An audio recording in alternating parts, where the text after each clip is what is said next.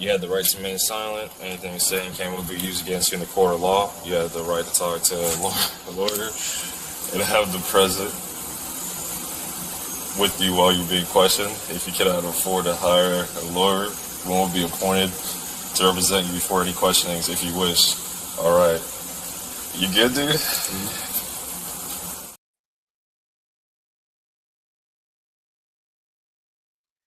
Hello, hello. Welcome in. I won't be here long, but I am super excited because I put out a video not that long ago about the man that you see on screen. His name is Jason Thornburg. He was a man who confessed to unaliving 3 in the Tarrant County area, which is local to me.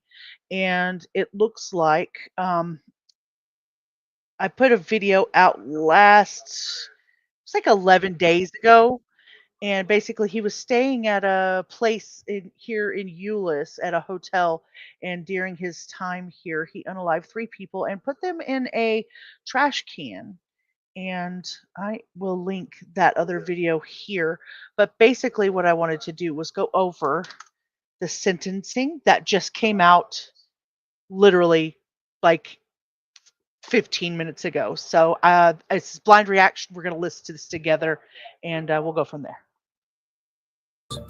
Jason Allen Thornburg, you have been adjudged by a jury to be guilty of capital murder, and the juror has answered the special issues, making it mandatory that your punishment be death.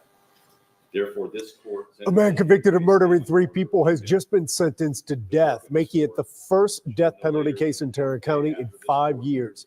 Thanks for joining us. I'm Chris Lawrence. This verdict wraps up a trial that has been going on for more than a month now.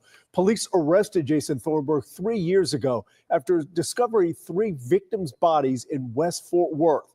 Surveillance footage linked him to the crime, and Thornburg told investigators he killed David Loris, Lauren Phillips, and Mara Cruz Mathis, then dismembered their bodies and hid them under his bed at a motel in Euless.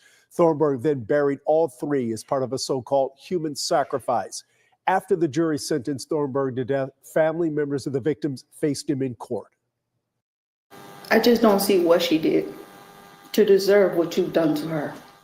Despite the disappointments, we hoped that someday we would all be together. But that someday has been taken away from us. We have crews at the courthouse gathering more reaction right now, and we'll have an update on this sentencing at 6. I could be not more over the moon for this right here. I have been waiting for this. I actually put in the FOIA for this case, and it was denied currently, but that's only because I think they were still going through the punishment phase on this.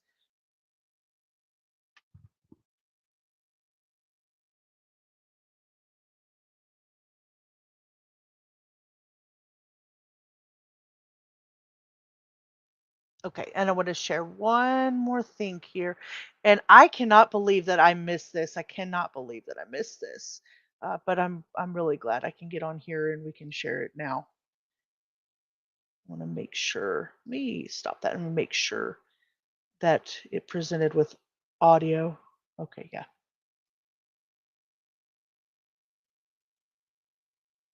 I'm really disappointed that I missed this. That's okay though. I'll watch it now.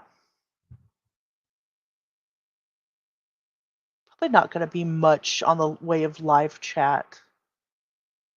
Let's see here. Let's put on also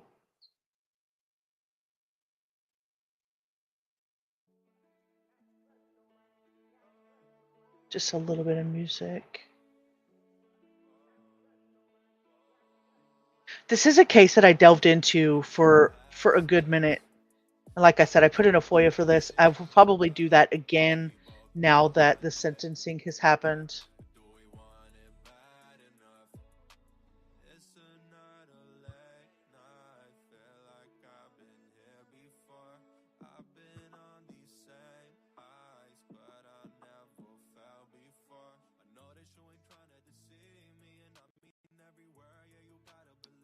It looks like she's talking.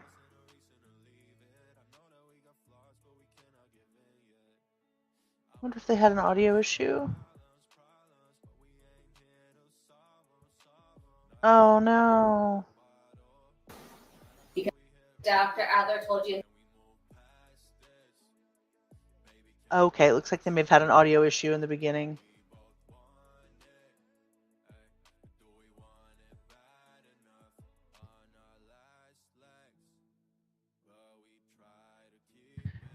Come on now, let's go. All this talk of executive functions, his executive functioning doesn't work. That comes with impulsivity, don't understand cause and effect. That's where the mitigation is. That's where the mitigation lies. But what Dr. Adler or any of their experts can't do in his partial review of some of the facts is make it fit with the facts of this case, right? Because where is the impulsivity when he sneaks up behind Jason Smith? Where is the impulsivity when he slices Billy Joe's throat while he is asleep? Where is the impulsivity when he kills Mark Jewell in his sleep?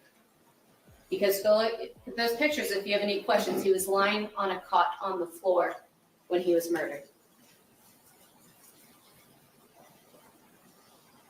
You don't almost get away with 2 murders with a lack of executive functioning without some serious forethought.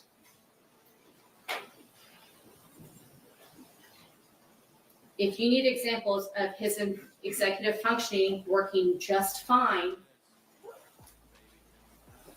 go listen to his statement again. I couldn't use my chainsaw because that would be too loud and I would get caught. I have to use my knife. I can't carry out the bodies like that. That would be too obvious. I need to get my car back. I need to go buy some bins and load them up in my car. That's executive functioning. I do hope that I can get a hold of this FOIA so that I can see what his confession looked like. That was the biggest thing for me. Hey, Toxic. Thank you for coming by. I'm actually going over a case that I had covered about 11 days ago in one of my videos for Jason Thornburg. I've been looking forward to seeing what happens in the punishment phase, and I cannot believe I missed it live, but I'm definitely going over it now. Basically, what she's talking about, executive function, refers to your cognitive processes that are responsible for managing and regulating other cognitive abilities and behaviors. So these functions are like, they're needed. The executive function is needed for planning, your decision making, for problem solving, your impulse control, attention management. I'm so sorry. I hope you start feeling better. We do miss you. I know we were over on Allegedly Speculating today, and we were going over the Eileen Warnos case with and watching Chasing Truth and her channel, and it was absolutely wonderful. It was really awesome to see. I enjoyed it. The functions are essential, like I said, for attention management and goal setting and impulse control. And so basically what they're trying to say, oh no, I haven't got the chance to look through the trial, but basically what a prosecutor or a defense would use it for is to show that he doesn't have the working memory or the cognitive flexibility to do these things, or he was inhibited by the lack of executive function. He doesn't know how to plan. He doesn't know how to organize. He's not self-monitoring. So it's crucial for everyday activities, basically. So what they're trying to say is he just didn't know what he was doing at all times. It just doesn't make any sense. So if you can follow a schedule, if you can work effectively, like she said, go get bins, make sure that you don't do anything loud because a chainsaw would wake the neighbors, et cetera, et cetera. You know what you're doing. I need to go dump these bodies in a dumpster 30 miles away to distance myself from the crime. That's executive function. I need to light the bodies on fire because once I've done it twice before and I know that works, and I need to destroy the fingerprints. That is executive functioning.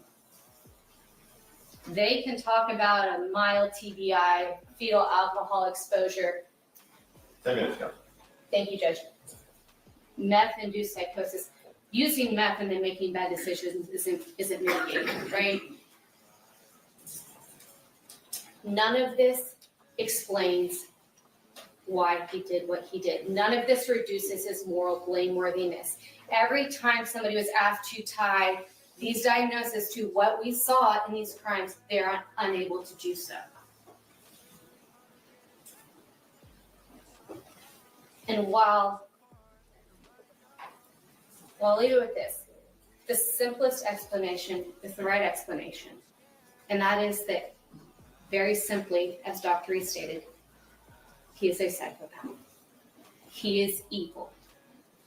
He is the type of evil that we want to believe doesn't exist in our community. We want to believe we are not raising our children in a world where people like Jason Thornburg exist.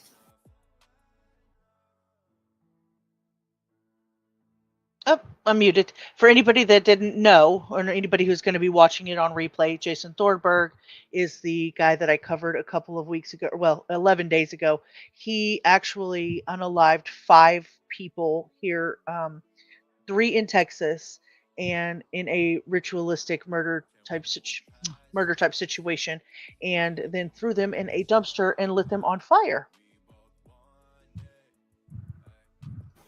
We want to believe we live in a world where the Bible is not a weapon, where your vulnerabilities don't make you prey to a serial killer.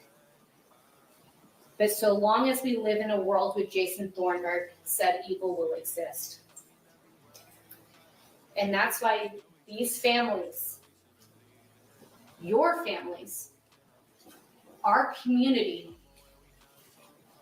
demand a yes answer Objection. to special issue number 1. Object to the state placing community expectations in front of the jury and asking the jury to vote the way the community supposedly expects them to vote.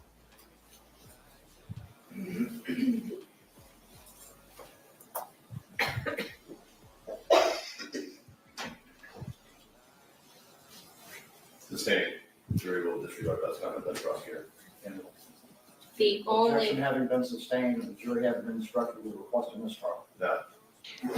No, sir. Of course, that is his job. only just verdict in this That is his job to try to get this guy off of, off of the charges.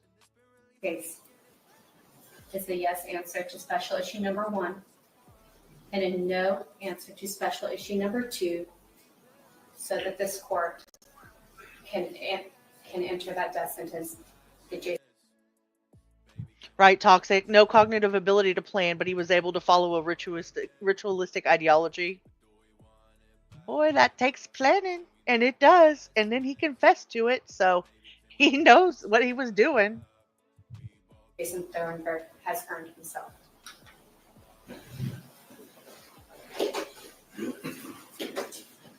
Go for the defense. Thank you.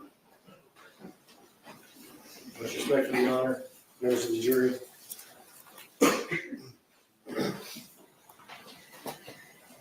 Life is so precious. You have been a faithful jury. We started this process back in August. Your commitment is touched my heart, but it's not over. Because you have an absolute commitment to make the correct decision based on the evidence. You know about Jason Thornburg? Yeah, they do like to insult our intelligence, don't they? From the get-go, he was doomed in the womb. He had no chance to be the correct person he should be. He doesn't choose to be that way. The government makes these allegations. There's no evidence of any mental health issues. He is mentally ill from a physician. They put on no expert to explain anything. Zero. So what I'm asking the jury to do is to be faithful to your oath and make the correct decision based on the law and the evidence. I want to share this with you because I have personal knowledge of this. This process is real. Be careful how you vote, because one day how you vote could sentence them to death by lethal injection. And it happens in Texas. It happens. Well, I mean, he sentenced them to the end of life in a dumpster, thrown in a dumpster, lit on fire. In Huntsville, Texas. The Huntsville unit is where the death chamber is. So if you see this on TV one day and you vote to have him executed, and that's how you vote, you better make sure you're correct with that decision, because you're going to be so bothered if you have a second chance. Oh, kind of manipulative, this little lawyer, isn't he?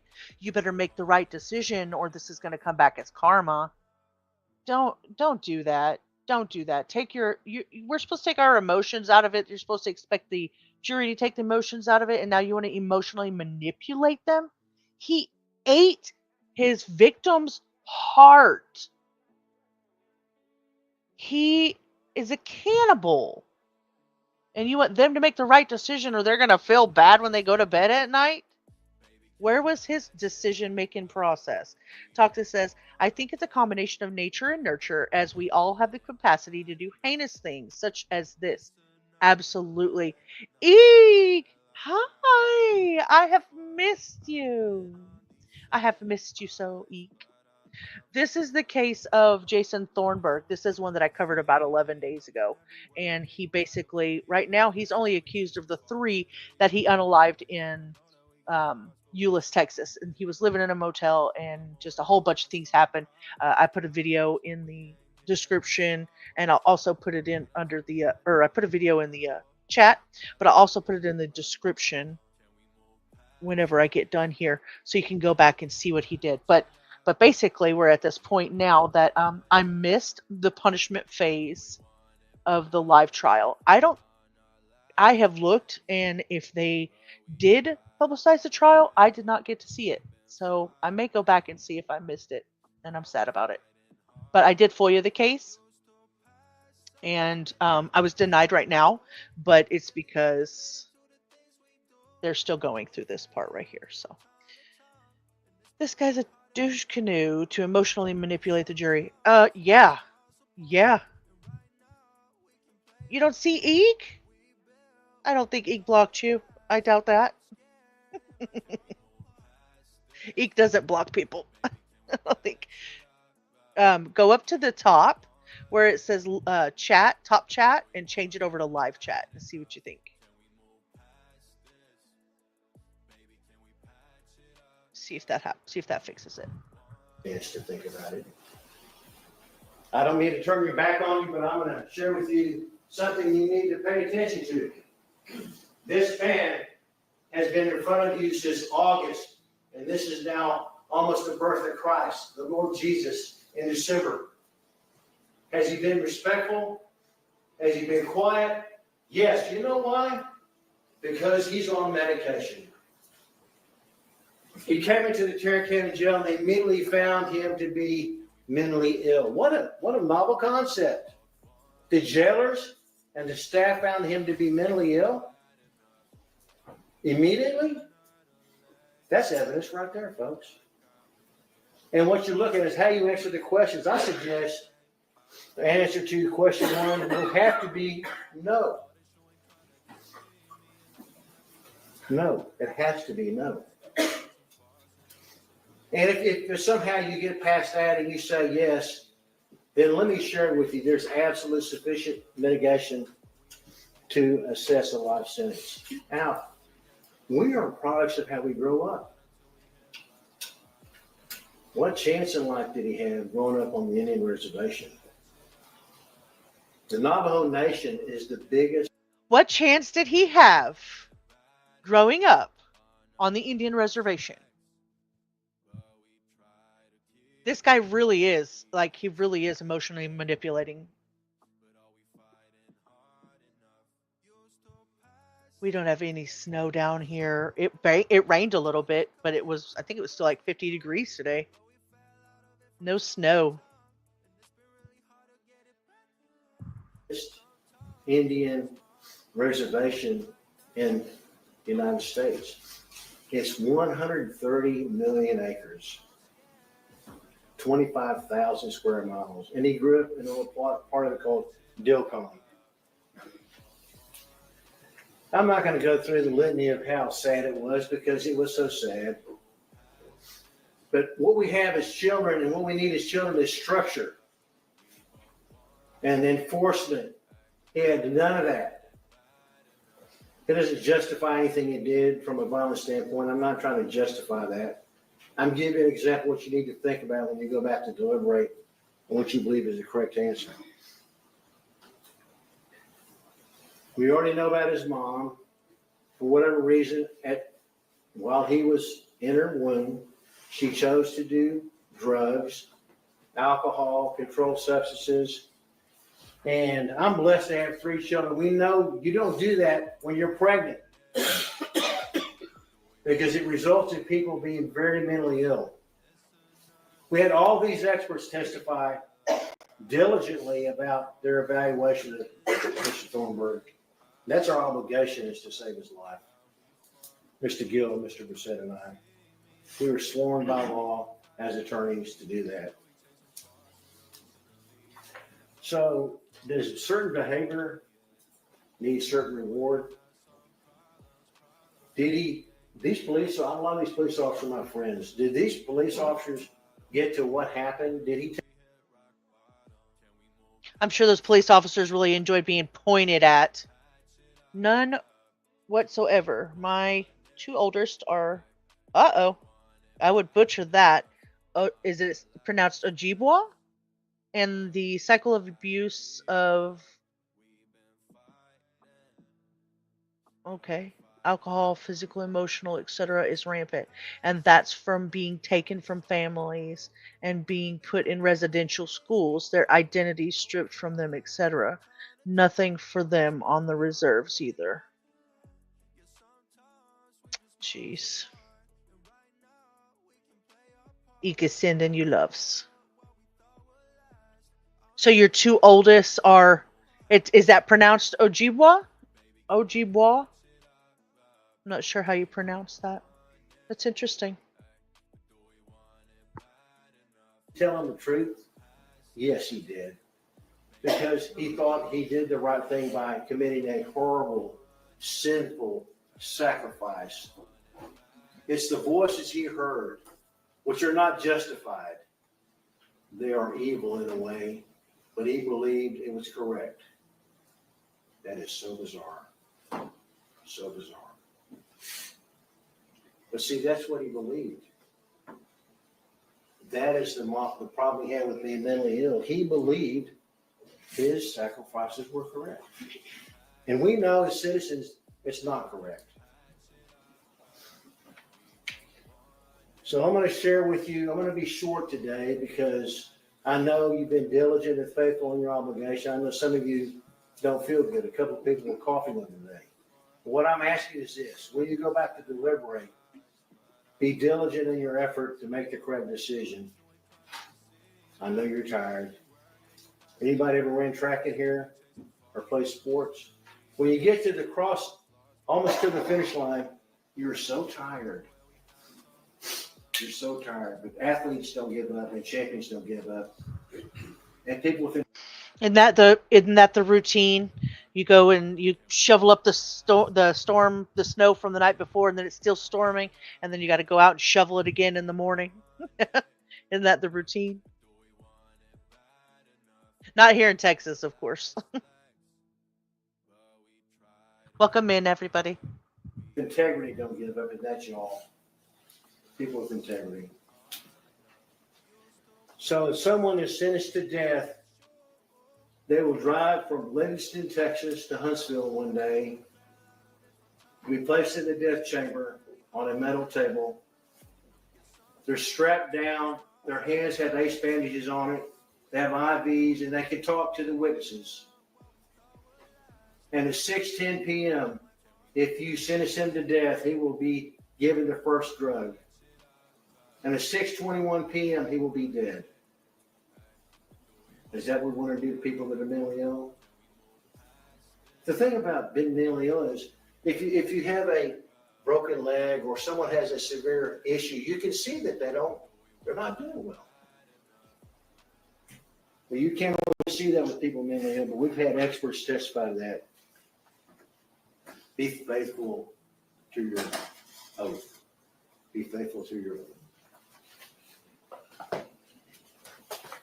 Matthew 5:7. Blessed are the merciful, for they shall be shown mercy.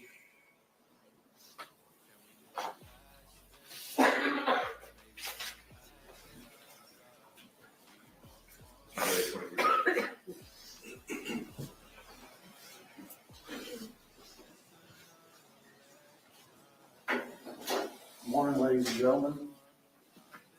As you saw at the first phase of the trial, in closing arguments, the state goes first, then the defense has an opportunity to make our remarks, and then the state has the opportunity to close. And the law sets it up that way because the state has the burden of proof in criminal cases. So I'm the last defense lawyer you're going to hear from this morning.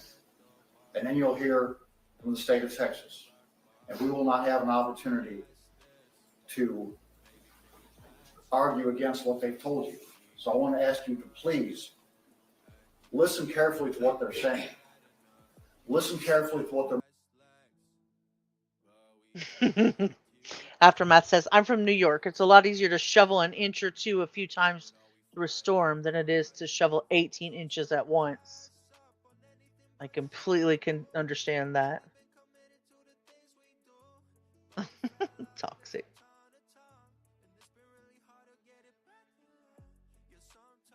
The motivation is for saying what they're saying. Remember that what attorneys say during this stage of the trial and what attorneys say throughout the trial is not evidence. The questions of lawyers is not evidence. It's the evidence that you hear from the witness stand, the testimony that comes from there. That's the evidence in the case that you have to deliberate on as jurors. The judge gives you the law in this jury charge. And you'll have it back in the jury room. You can ask for 12 copies if you would like 12 copies, 11 copies. So you can pay attention and make sure that you are following the law that the judge gives you. It's extremely important. These poor little jurors, after this whole month of mess in this trial, need to have a few cough drops given to them. I feel bad for them.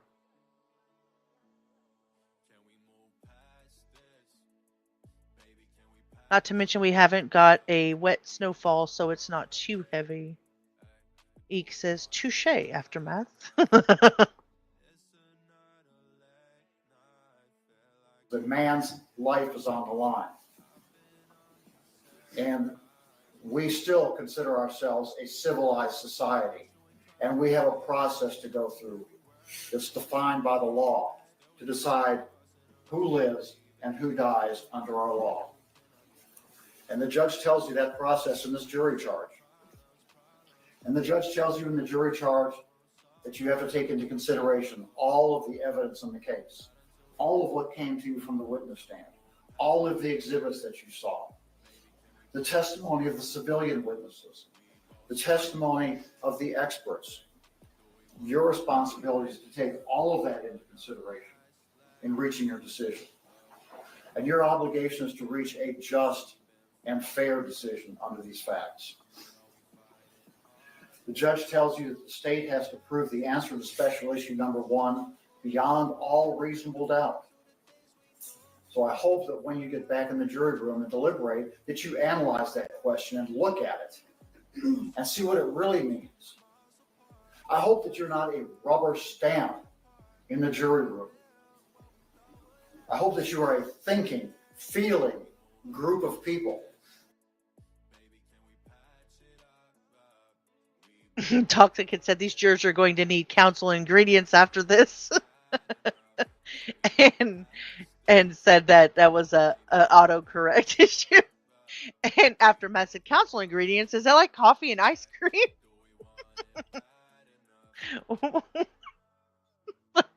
Who knows with these phones these days? Oh my goodness, that was funny. You got to have humor in these cases, or you're just going to cry all the time. Because that is what's required to make a just decision in a case like this. This is no place to be a rubber stamp. This is no place to say, oh yeah, that's fine with me. I'm okay with that. Let's just move on. This is a place for 12 people to express their individual opinions and to listen to the viewpoints of others and to reach a just decision. But when your viewpoint is your viewpoint, then it's time to stick with it.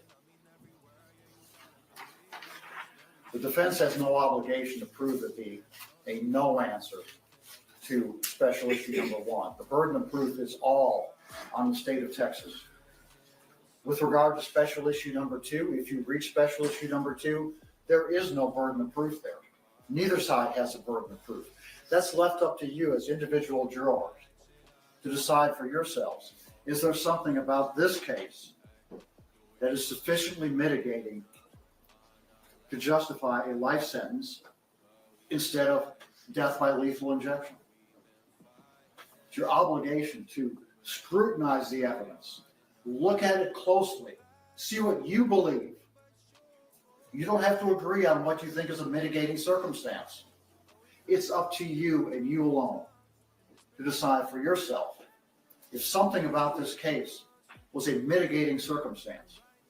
The judge tells you in this charge that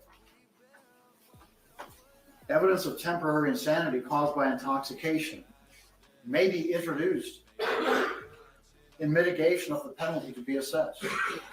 And he tells you what intoxication is. We all know what intoxication is. And the testimony was that Jason Thornburg was a methamphetamine user. But where did that testimony come from? Where did that evidence come from? That came from the state of Texas. The state of Texas introduced to you that Jason Thornburg was using methamphetamine at the time these things happened. The state of Texas introduced to you that mitigating evidence. Please take that into consideration. It's part and parcel of this whole thing. These things can't be separated. That is a specific mitigating fact that the judge discusses with you and tells you about the law in that regard. It's in this jury charge.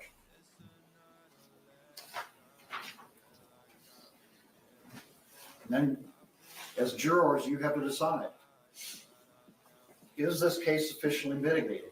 You have to decide as jurors, do we execute someone who was psychotic at the time they did something? You have to ask yourself, do we execute someone who was delusional? Is that what we're about as a civilized society?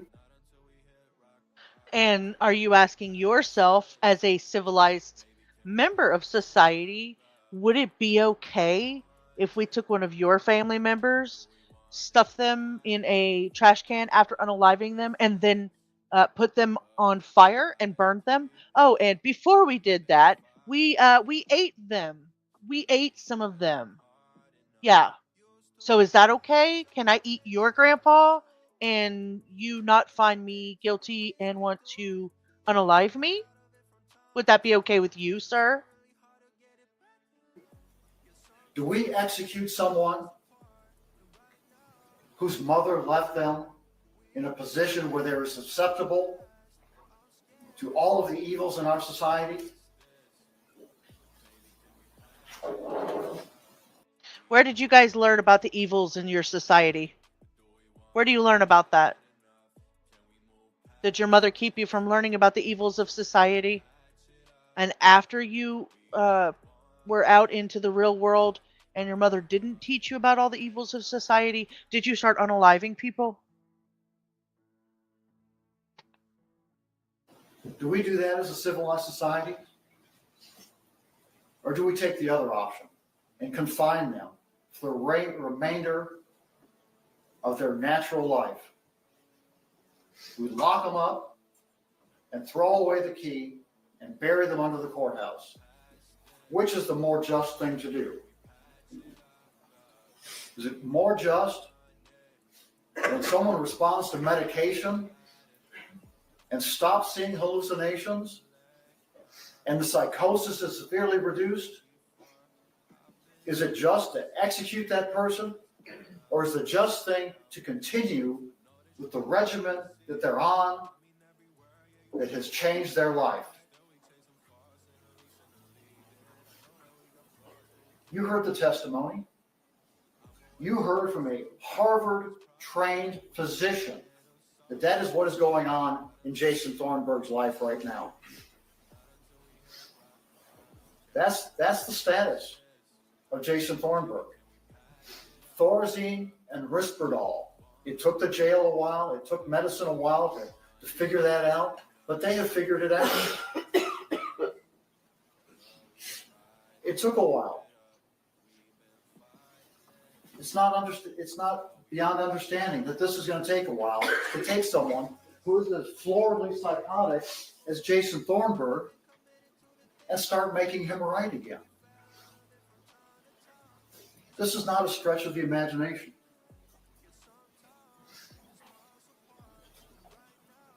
So we brought Dr. Adler to you because we wanted authoritative information.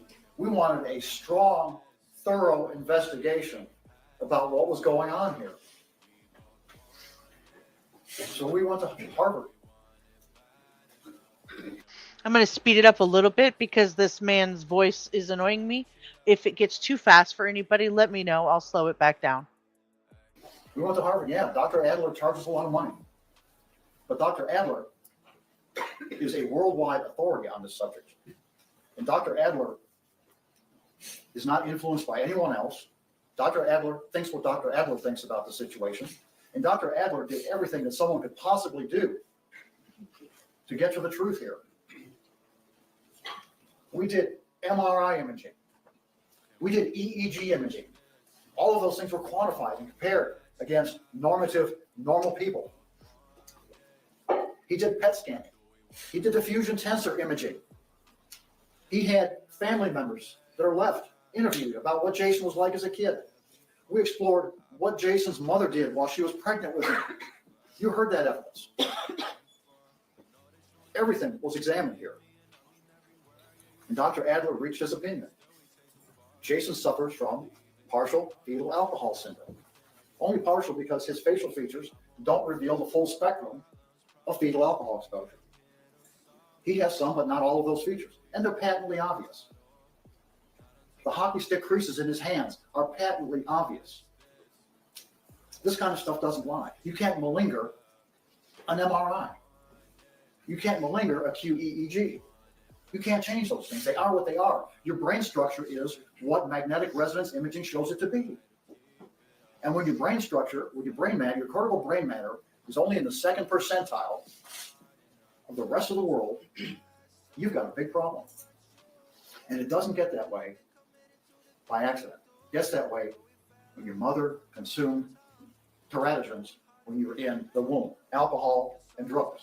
And you heard from Bill Thornburg this morning. That's not the way it is. The state wanted to play psychologist with you this morning, define for you what executive functioning was. Well, they did, and they did pretty good. Okay, so I was looking this up because I wasn't sure what he was talking about. I know what fetal alcohol syndrome is. I know what that condition is resulting from alcohol exposure during pregnancy. It also leads to developmental, cognitive, and behavioral issues in children. This syndrome is part of a broader spectrum known as fetal alcohol spectrum disorder. They call it FASD now. All right, so I got that part. Common characteristics with fetal alcohol spectrum disorder have included growth deficiencies, facial abnormalities, which you heard him mention, intellectual disabilities, and those are long lasting and can impact your social and academic functioning. I had never heard of hockey stick hand. So apparently that refers to a physical manifestation seen in some children with this disorder. It's typically characterized by a hand that appears abnormally shaped or with a more extended thin structure resembling the shaft of a hockey stick, and it can result from impaired development in the limb due to abnormal brain signaling and issues with cell migration during fetal development. Both FAS and physical anomalies like hockey stick hand can significantly impact a child's quality of life. Children affected may require tailored educational support, physical and occupational therapy, and mental health services to cope with their challenges. That is interesting, and that is the first time that I've ever heard of that. You remember that? Executive functioning is this. Jason showed executive functioning this way and that way. Jason showed executive functioning because he got away with 2 murders. Should Jason have gotten away with 2 murders? Take a look at this. Even the state was apologizing for the extremely poor investigation that the FBI did in Arizona. Even the state was apologizing for the extremely poor investigation the police department did on the house explosion on Valentine Street in Fort Worth. Even the state was apologizing for the complete and total lack of investigation that went into this Billy Hernandez matter. That detective didn't even get off of his rear end and leave his office to try to figure out what was going on there. That was in September of 2020. Ask yourselves this. If Jason Thornburg gets the death penalty, is anyone going to go back and take a look at the police department and see why these things weren't dealt with earlier? Is anyone going to go ask a question of the FBI and say, why didn't you get out in the field and do something about this? What does that have to do with the fact that this man has confessed to eating somebody's hearts? What is the Dallas or Fort Worth Police Department's investigation and obviously subsequent trial and possible conviction, which we know right now that they're doing a punishment phase and sentencing because this man was found guilty? What does it have to do with them? Obviously, they did their job, and the state has the burden of proof. Because they didn't do anything.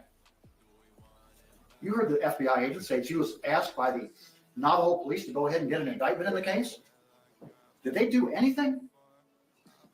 They did nothing. That was 2017. Jason didn't get away with the murder. The FBI completely disappointed everybody in this courtroom. He shouldn't have gotten away with that. This guy's He shouldn't something have gotten away else. with the Billy Hernandez thing. That detective should have gotten off his rear end and driven his car out to Valentine Street and see who shows up out there and talk to that person and arrested that person. That was Jason. He could have been stopped right then and there. He could have been stopped when the house blew up on Valentine Street. So because the police didn't stop him the time that he set the guy's house on fire, that it's their fault that he continued to do what he was doing? I mean, I get that you're a defense attorney, but what? Why didn't the police department share that video with the fire department? Why didn't they talk? Why didn't they do something about that? A suspicious, an exploded house with a dead body inside, and no one asked a question. Is anything going to change if Jason gets a death penalty? No. Business as usual. Questions need to be asked. And questions are not going to get asked unless the state doesn't get the verdict they want here.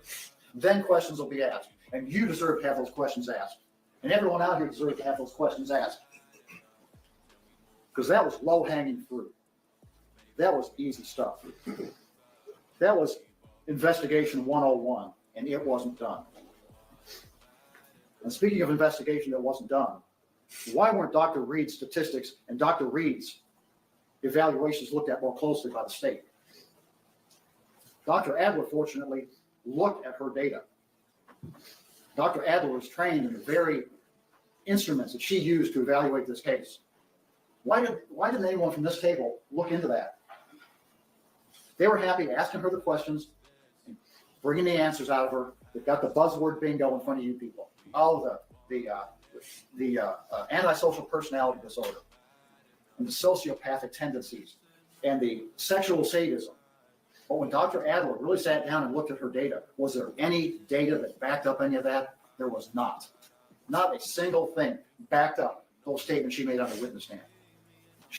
If that man was facing me and I was a juror, like I look at him now and I'm like, I feel like I'm in trouble.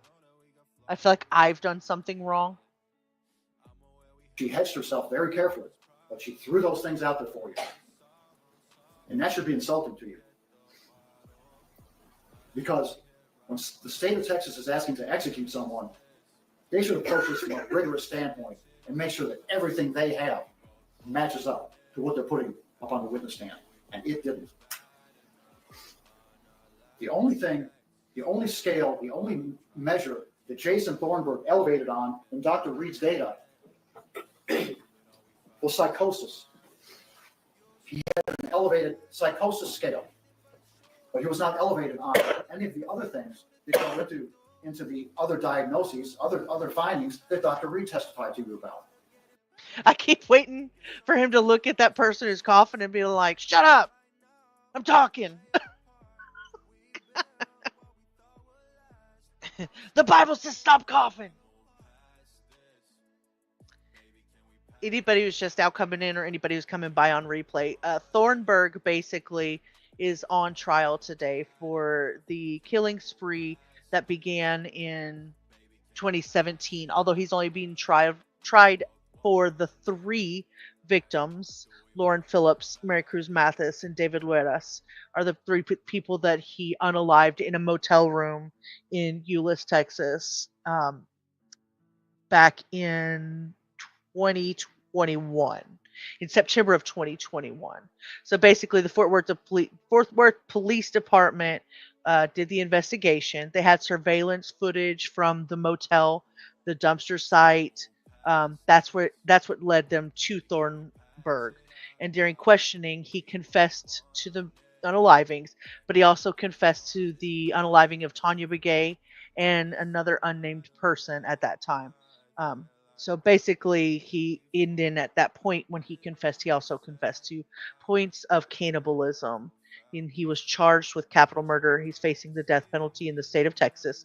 The prosecutions have built their case under a premeditated nature of his crimes and the danger that he poses to society. So his trial, I feel really sad that I missed this today, but he's basically, this is the sentencing and the closing arguments, the sentencing and the punishment phase. There was no examination of that until Dr. Adler got a hold of her data. Then an objective look at it, at her own data, revealed that he was not elevated on being aggressive. He was not elevated on malingering. She clearly testified to you that he was malingering and trying to make himself look better. And the malingering scale was not elevated in her data. And she didn't bother to come here this morning and testify and defend that to you, did she? That's because she can't. She can't defend that. And the state of Texas can't defend that. It's either sloppy, or it's disingenuous, or it's both. And that's not the kind of testimony that we place death penalties on in the United States of America. But Dr. Adler looked further at Reed's data. And he looked at it and he said, look, she also investigated him on the future dangerousness evaluation. She looked at that. She asked him those questions and did that work. Yeah. Okay, so if he gets out, would he eat somebody again? Is that the question? If he gets out, would he throw my loved one in a dumpster after unaliving them under ritualistic ideologies? You tell me. Should he be let back out? Would you let him take care of your elderly grandmother?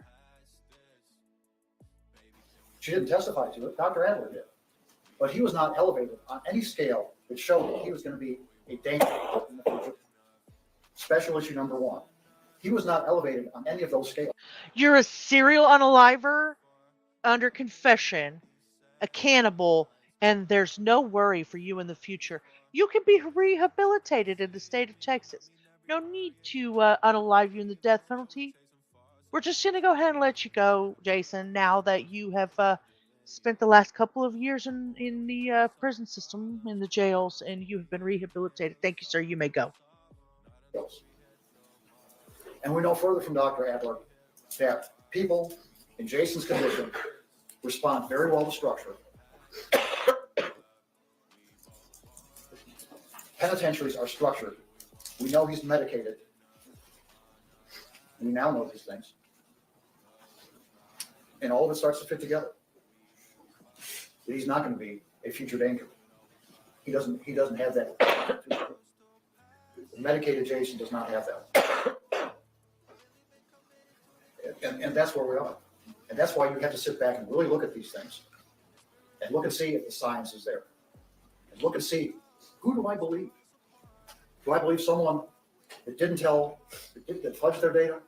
Or do I believe someone who came in and looked at it objectively and said, here's what the data shows?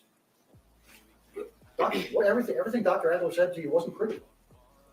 Remember that? He said Jason was a serial killer. Somebody get them a cough drop. I knew it. I was waiting for him to address the jury. Would you like a glass of water? Shut up. Can't you hear me talking? Jason was a cannibal. And the psychotic Jason was those things. Jason was those things in 2021. But we have to think about how Jason got there. And Jason got there because that's the position his mother put him in. Dr. Adler told you in his testimony that a person with even partial fetal alcohol syndrome is a 60% at risk. There's a 60% chance they're going to be a substance abuser. There's a 50% chance or a 60% chance they're going to be a substance abuser. There's a 60% or a 50% chance that they're going to be involved in the criminal justice system. I forget which is which. But either way, it's a high percentage that they're going to be a substance abuser. It's a high percentage they're going to be involved in the criminal justice system because of the fetal alcohol spectrum disorder. And then you take that guy and you put him out on a reservation where methamphetamine is an epidemic. And what do you think is going to happen? He's going to be a meth addict. He's going to use that stuff because that's a way. Okay, but factually, he was out on the reservation at the time that he unalived Tanya Begay, which was his girlfriend, apparently, which he's not being tried for that. What he's being tried for are the 3 people in Dallas-Fort Worth that he unalived, set on fire. One of them, he blew their house up, and the other 2, he could have been put in a dumpster. We're not talking about the reservation, and I understand, but all of these past things that happened on the reservation, once he came here, he could have gotten help. He could have done anything, but he didn't. That's not what he chose to do. Way of life on that reservation. You know that being on the fetal alcohol spectrum disorder on the spectrum put him at greater risk of being sexually abused. It's the ACEs score, the Adverse Childhood Experiences scores that we talked about. The abandonment by a parent. The fetal alcohol spectrum disorder. The use of substances in the family. The sexual abuse in the family. The domestic violence in the family. The incest. The reservation is an epidemic. All of these things are an epidemic on the reservation. And that is what Jason is a product of. And that's why we're here today. His mother put him in that position. It's a spiral. It's a domino. Dominoes started falling when he was born. Fetal alcohol spectrum, substance abuse, being sexually abused as a child. Remember, we got Dr. Mendel involved in this case because of that. And Dr. Mendel said, wait a minute, that's not his biggest problem. Yeah, he was sexually abused as a child, but that's not his biggest problem. His biggest problem was the lack of not having a home, separation from the parents, all of those other things. Well, this all goes into what Jason is and what Jason was. It all starts to fit together when you look at it. Dr. Mendel's wheel with the spokes all start to fit together. All these things that he looked at, and they're all consistent. And that's why Dr. Mendel gets $700 an hour, because Dr. Mendel does a thorough, insightful examination. Did you just dox that man's pay? Lord have mercy. So the only notable death penalty case in Texas, Mark Solis, who was executed in 2019 after a series of appeals were denied, um, was raised in a troubling environment and had mental impairments suspected to be linked to the fetal alcohol syndrome. His defense argued that his intellectual development was severely affected because of his mother's alcohol use during pregnancy, and that he should have been exempt from the execution under like Atkins versus Virginia decision, which is another court case, a Supreme Court case that happened in 2002. It barred the death penalty for individuals with intellectual disabilities. However, the court did not extend the protection to those who have fetal alcohol syndrome because the intellectual disability is recognized as a disqualifying factor when it comes to FAS, is what it says. While intellectual disability is recognized as a disqualifying factor, general cognitive impairments from other conditions like FAS did not meet the same criteria. So that's the only one that I can find that has anything to do with the ACEs score, which is basically the risk assessment. It's an assessment of security and urgency scale. It is crazy. It is wild. But yeah, the ACEs scale is used to evaluate offender risks. I know he didn't really say that out loud like that, but that's what that's for. And tells it like it is. And I'm just about out of time. This is having to decide on someone's fate like this is the most awesome responsibility a jury can have. And believe me, I feel that same pressure because I know Jason's life is in my hands right now. And in a few minutes, it'll be in your hands. And one of these days, after this trial's over with, y'all going to be out in a social setting somewhere, and you're going to see the side of a wine bottle or a beer can. And you're going to see where it says, with a warning, FDA warning appears.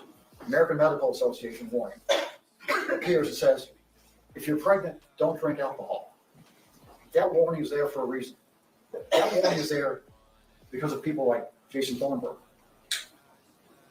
It's there because mothers consuming alcohol is a real issue. It's a real issue.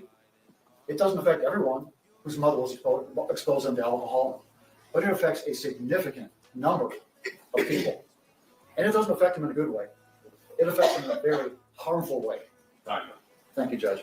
And that's why that warning is there. That's why society takes these things very seriously.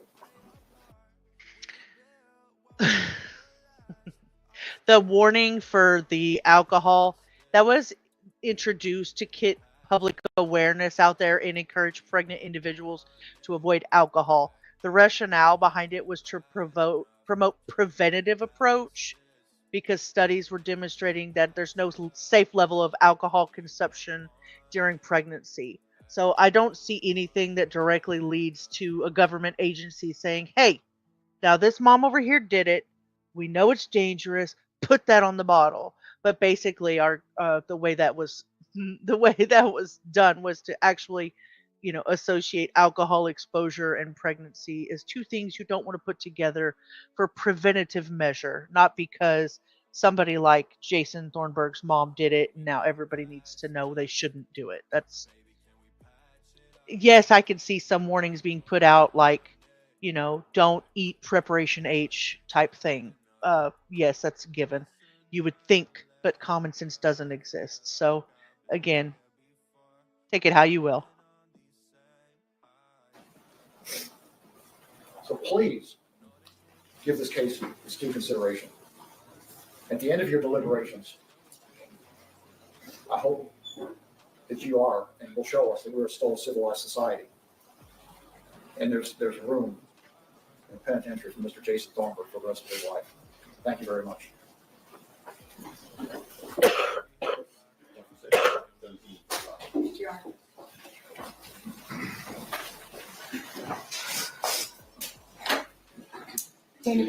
Okay, so that was the defense.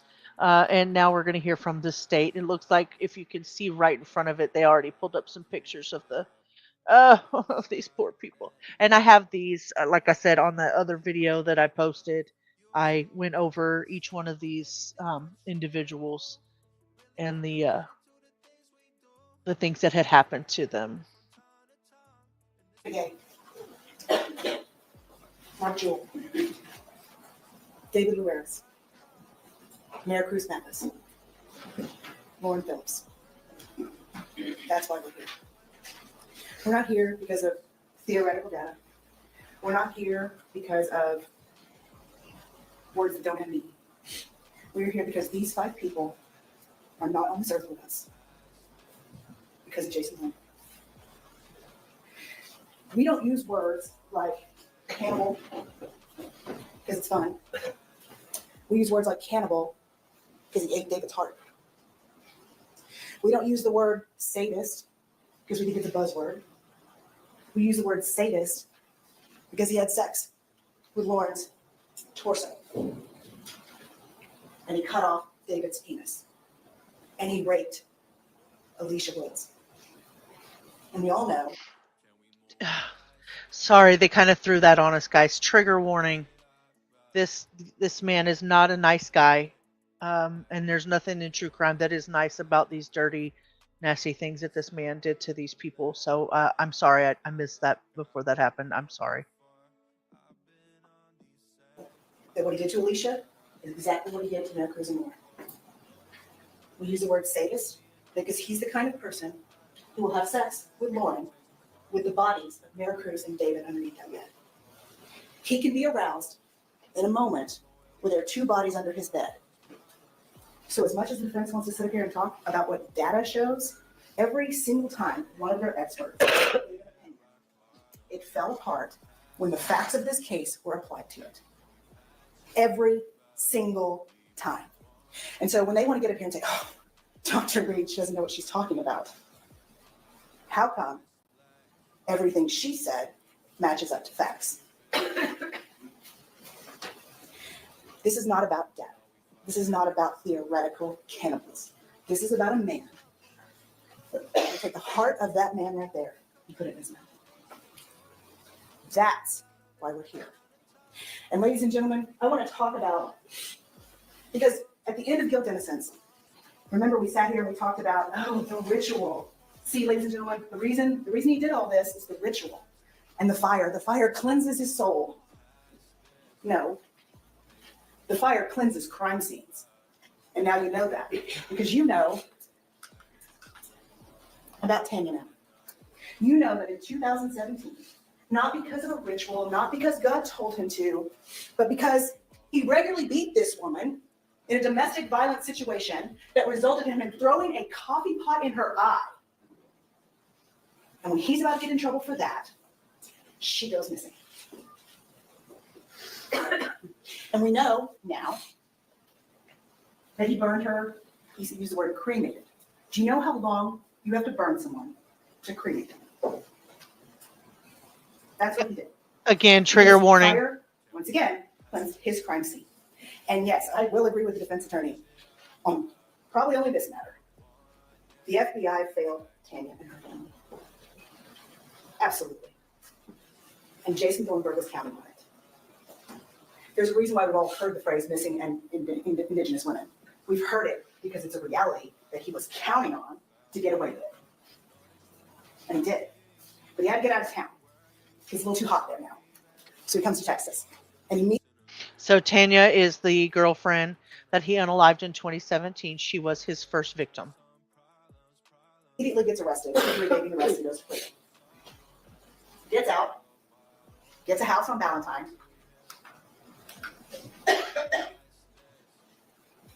What is Billy Joe? Billy Joe's a bunch of things to us. The first thing is, truly, another failure by law enforcement. I agree with the defense on that.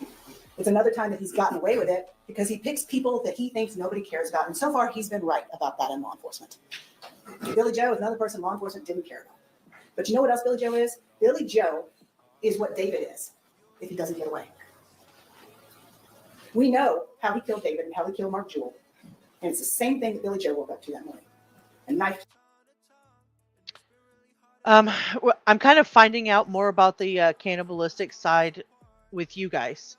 So I was not aware of that. The only one that I heard them talk about was the male and consuming his heart. So I'm not 100% certain, but I'll definitely get the information, the factual information, as soon as the trial transcripts come out. To the court. We also know from Billy Joe that the defendant is using all of his function to plan for when he wants to kill the next person. I better drop a pin out here because you never know when you might need a spot that no one's going to come to that's in the middle of nowhere. So we get to Mark Jewell. Mark Jewell is incredibly important to understand this case because Perhaps it was a progression, Banshee says. Yeah, it's a very real possibility. The man is crazy. I mean, that first started in 2017, and then he left and came to Texas. And then there was the house fire, and then there were 3 more after that. So, in between 2017, and then I believe he was arrested, like I said, in September of 2021. So, I will disagree with the defense attorney on this. It is not that Ford PD was not doing their job. It's because he made sure the crime scene was so hard to determine that the medical examiner could not give the tools that they needed to arrest him for what happened in that house. And what do you know about what happened in that house? You know that morning he loaded up all the stuff he wanted to save before he blew a house up with a body inside. But more importantly, what you know is you have a 40-minute interview with the defendant and Leah Dickerson.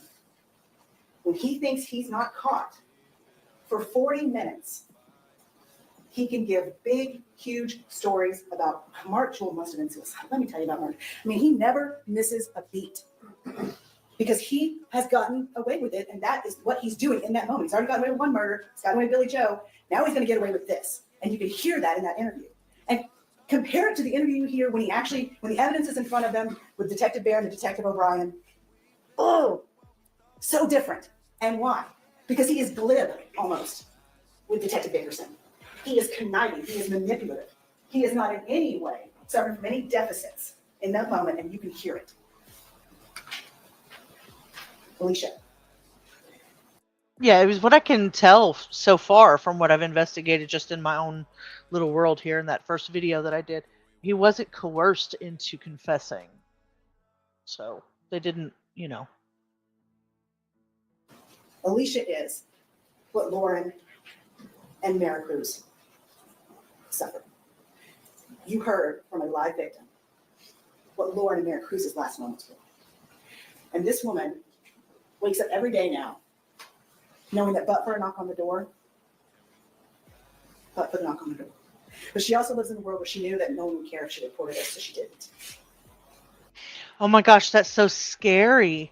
So basically, but for a knock on the door, she would have been one of his victims. I cannot wait for this trial transcripts or a way for me to get into this. This is why I FOIA'd this case, because I knew it was going to be triggering for me, but I wanted to make sure that I shared with as many people as I could, because 5 people. 5 people. I mean, he's a modern day serial killer. He's just awful. And then it could have been more. I mean, had he not been caught, or had he gone from state to state, or had he been in a different, he'd lived a transient lifestyle, and most of his victims did too. Because once again, he picks perfect victims that law enforcement won't care about. So she doesn't tell him. But you know what happened? And you know what happened because of the details like he started to clean the room. You also know from her that this was not, once again, a sacrifice or a delusion, because he's telling her, I'm good at this situation. I'm deciding. Go clean yourself up. I'm going to clean the room. I'm not going to pay you. Once again, that's a favorite of his. Lauren and Mara Cruz. You know what he learned from Alicia? Because he's learning, right? He's learning and growing. He's escalating, learning, and growing. He learned in this moment, don't go to their hotel. Stay at the Mid-Cities Inn where nobody pays attention, where nobody's going to notice, where I can have a room that I can clean in my own time, and no one's going to knock on that door. David. So I've never stayed in a hotel like that. Does anybody knows, like, is that normal for you if you have like an extended stay motel? Do they let you clean up your own room, or do they not expect you to do, or they not expect you to let them in to do it? Is that how that works? David was a friend of his, right? This is what this man is willing to do to a member of our community. Mayor Cruz. Lauren. These are not theories. These are not words. These are not scientific studies. These are actual people who suffered these fates at the hands of Jason Thornburg. And that is why we're here. When we look at this case, the thing that should keep you up at night, the thing that should make sure that none of us can sleep, is not that Jason Thornburg might someday face the death penalty. It should be how incredibly close he was to getting away with this. Because, ladies and gentlemen, it takes one more day for Detective Sullivan to match that car up. One more day. The video from the Mid-City's Inn, gone. And then all we have is a blurry, from far, video of a car and a figure dumping bodies. Bodies that are unable to have DNA or any other evidence on them because he burned them, not because of ritual, but because it's always been effective for him to get away with murder. One more day. We don't solve this. And you know who else knew that? The only thing he didn't know was that it was a 7-day retention on the videos.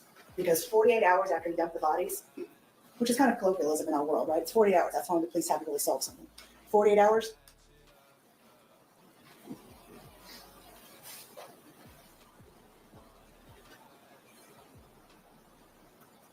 He's gotten away with murder again. Let's do a little dance. The defense attorney wanted to talk to you about special issues and wanted to talk to you about future danger, and they wanted to use all these phrases. I want to start with future danger because it is the easiest in this case. There is no doubt he is a future danger. He has shown that. I don't need data. I don't need scientists. I don't need experts. I got facts. And the facts are, even in jail, even no matter how many times we move him, no matter how many times we put him in a more restricted environment, someone gets hurt, or he gets another weapon, or he has a plan for another weapon.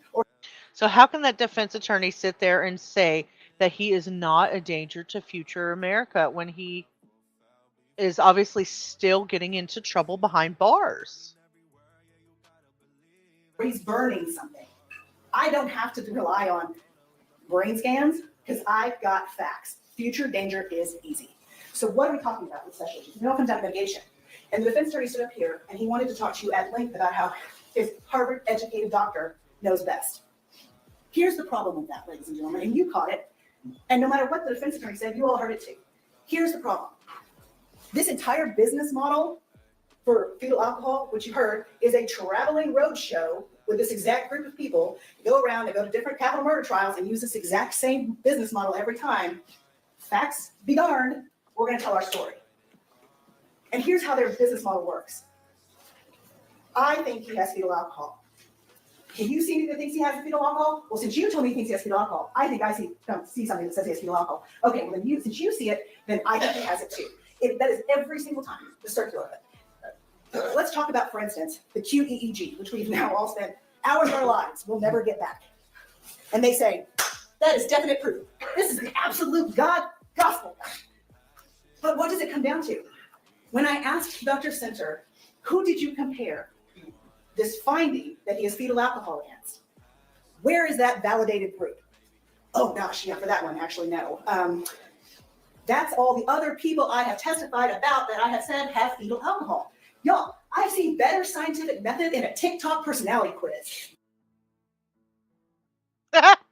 She said she saw better. This girl's good. I like her.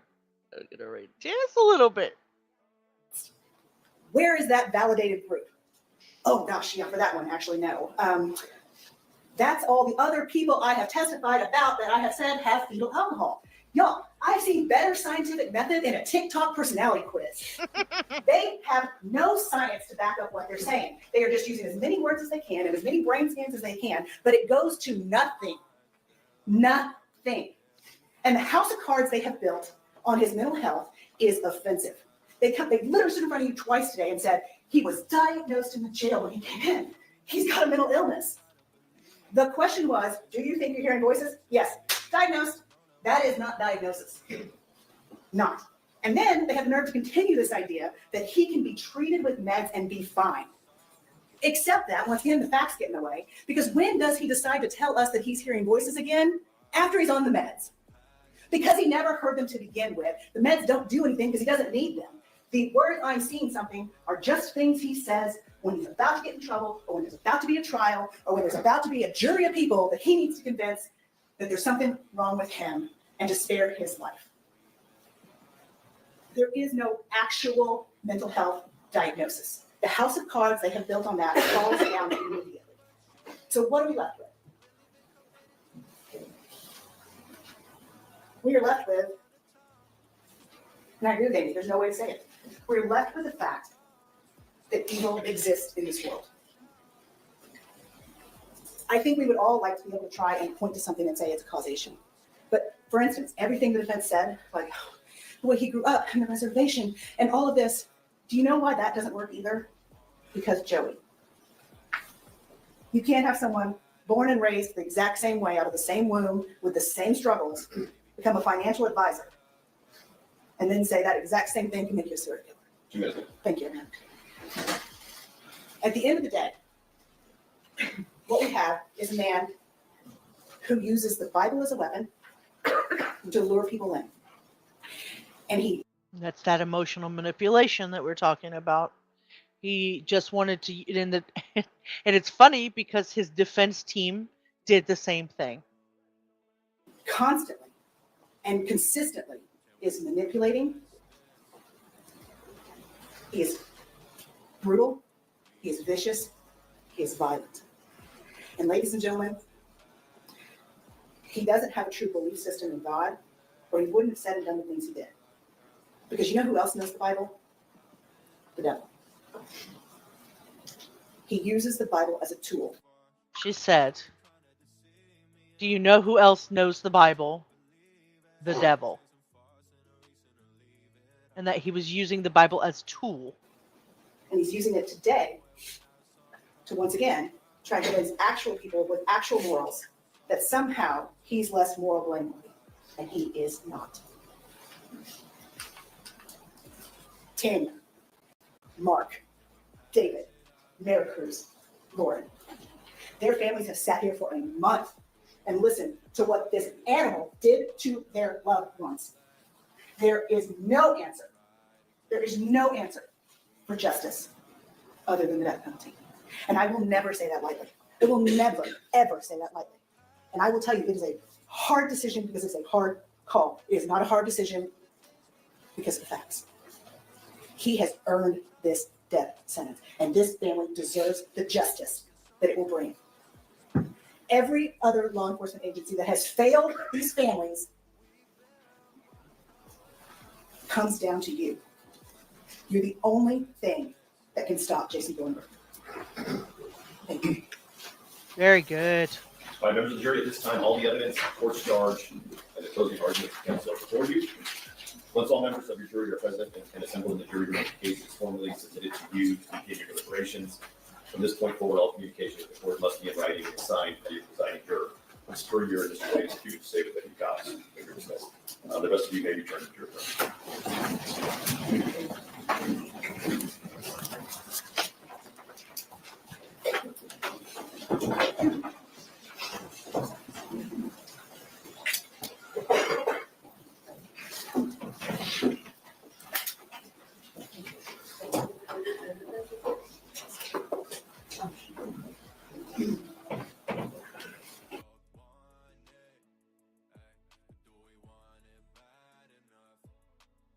We're going to go to the sentencing.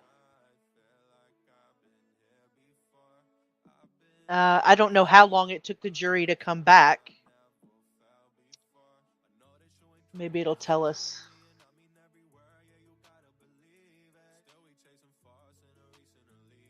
All right, let's see what happens here. Presiding jury, the jury reached a verdict. Yes.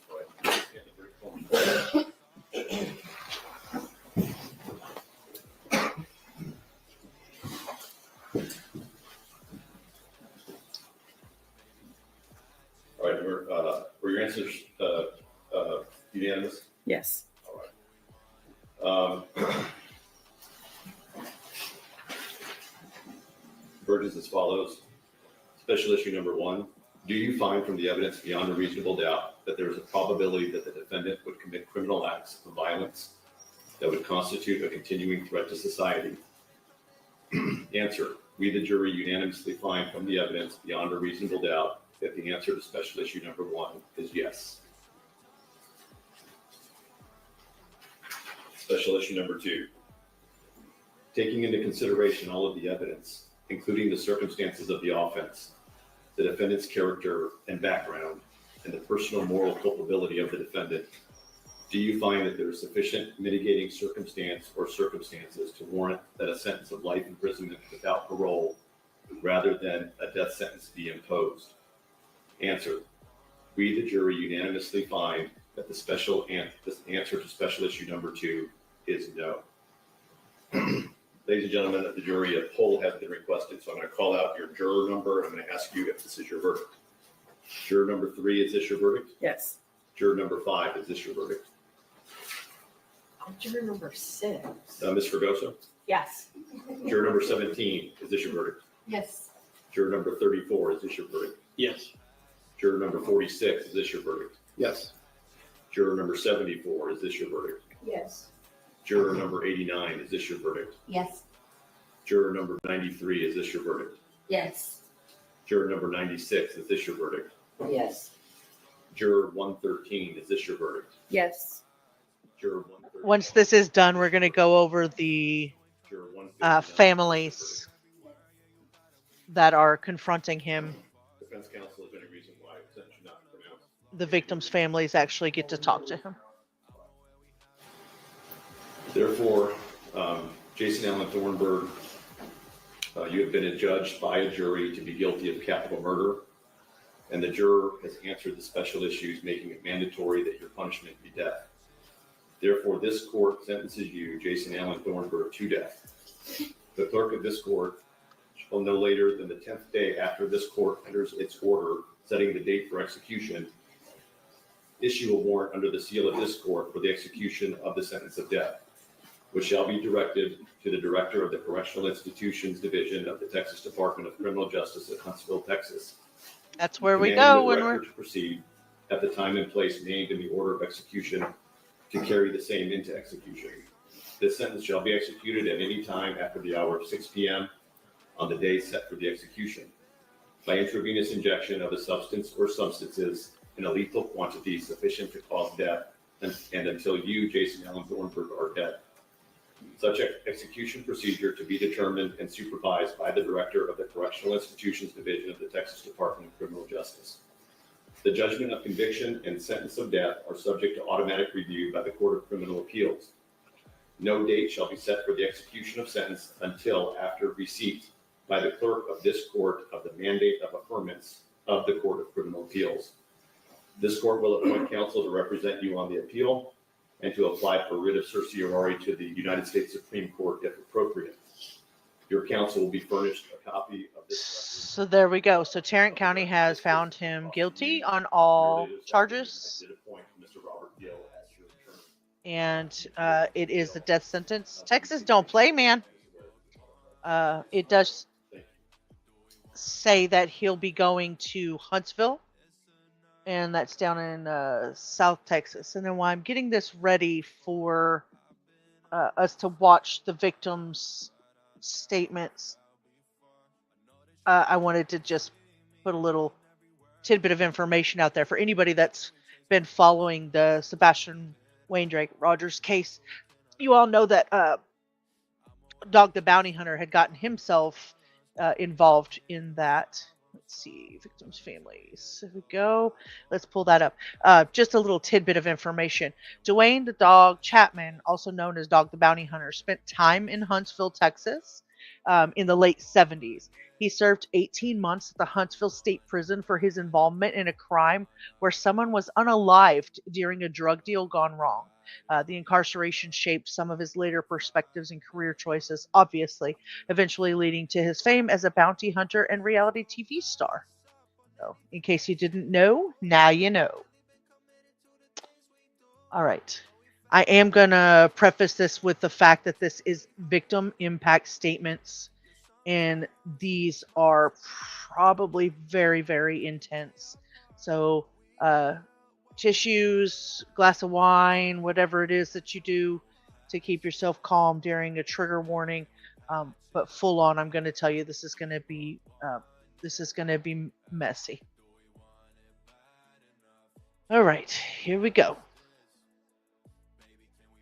Are there any close relatives or guardians of the victims that want to present a statement of the person's views about the offense, the defendant, and the effect of the offense? Yes, Your Honor. All right, I'd be pleased to hear from them. Okay, Your Honor, on behalf of David Harris, Lauren. Come over here.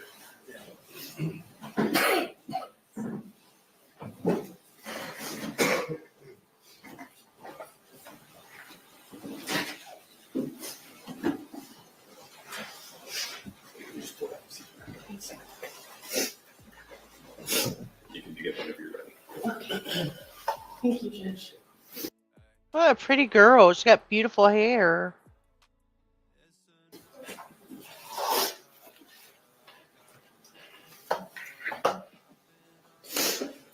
Hello. My name is Lauren Dunphy, and David Loris was my brother. When I was little, my brother was my hero. We shared the same room, the same toys, and adventures. In those years, I had a front row seat to the parts of David that we all loved. His humor, his stories, his steel trap memory, the incredible art he crafted with just a pen and a paper. Loving David came easy. Loving David also came with heartache. That's how it is when you love an addict. It stings. You worry if they're safe, and it feels like you're just as helpless as they are to change their life. Ever since I can remember, I wished that my brother would come home. I wanted to see him on his birthday.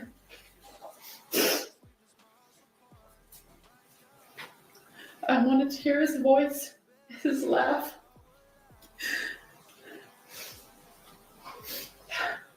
Even though I didn't know where he was most Christmases, in the back of my mind, I hoped that he would someday suddenly come through the door and give my mom one of his long hugs. Despite the disappointments, we hoped that someday we would all be together. But that someday has been taken away from us.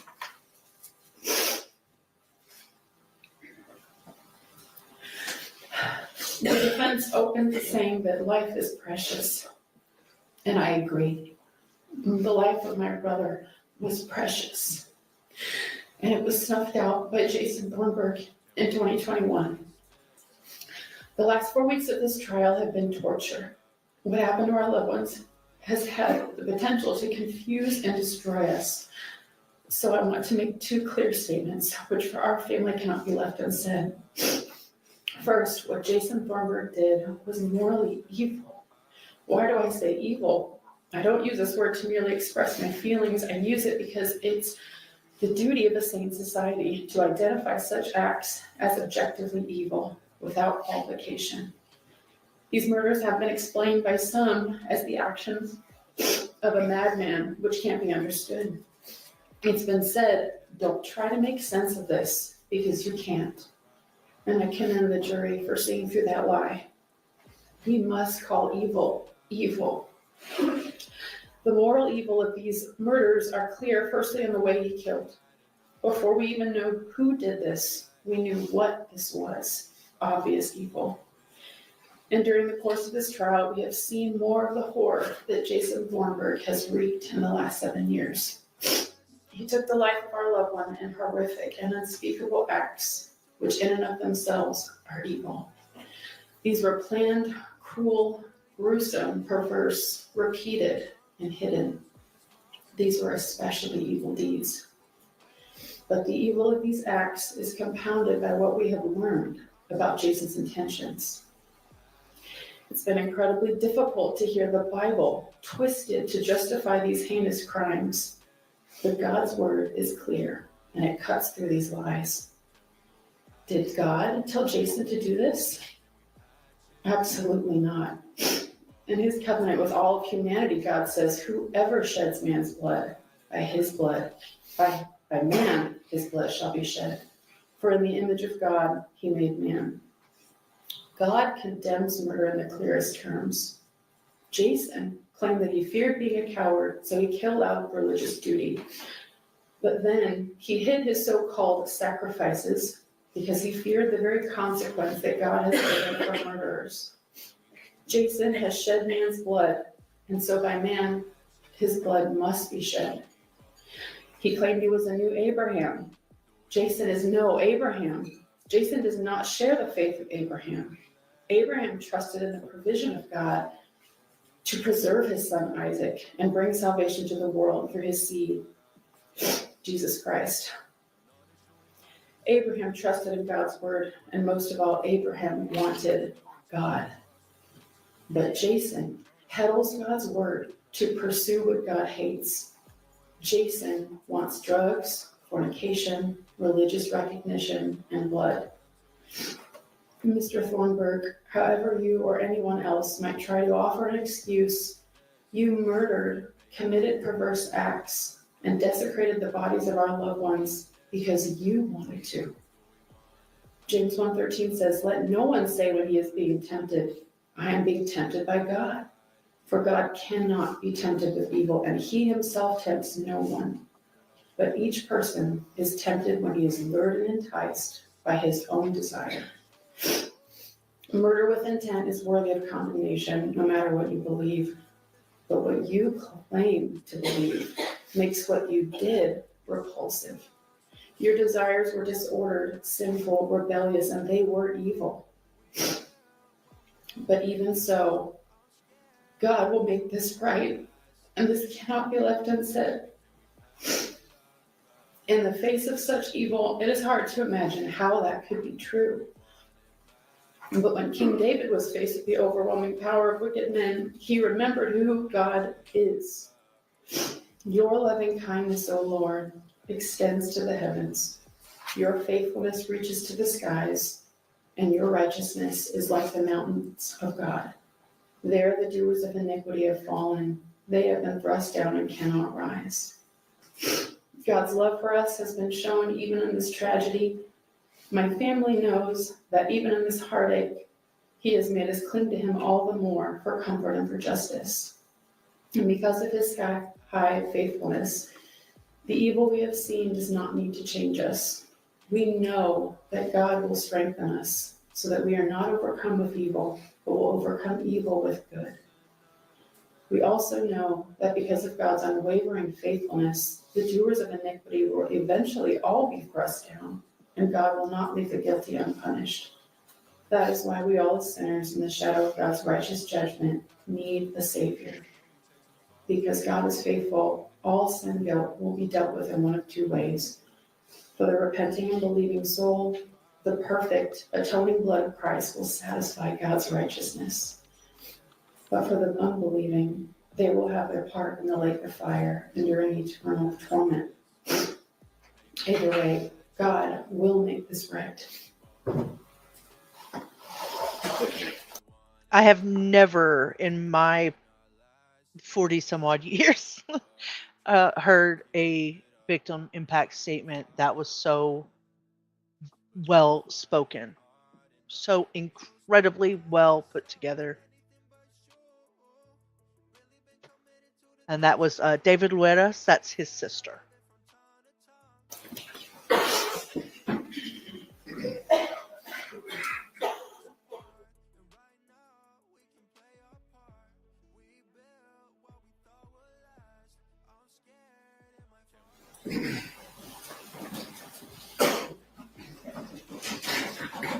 Not sure if I was muted just then or not. I might have been. David Lueras is the one that was said to have had his heart eaten by Jason Thornburg. I'm not sure if I was muted when I said it. Yes, sir. Thank you.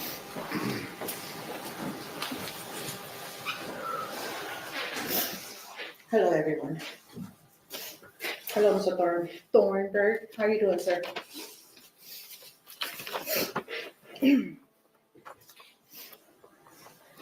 Thornburg.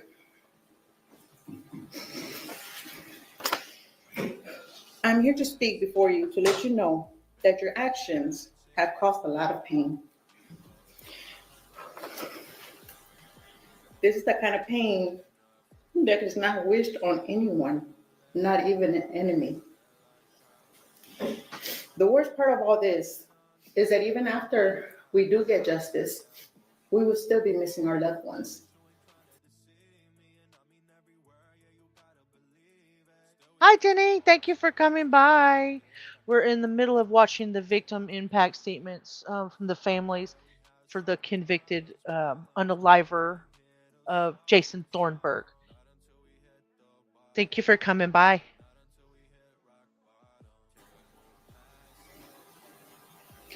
So let me tell you a little bit about Mary Cruz Mathis. My sister was a beautiful and strong woman. Late is better than never, and I'm so incredibly grateful that you even came by, Jenny. Thank you so much. Inside and out.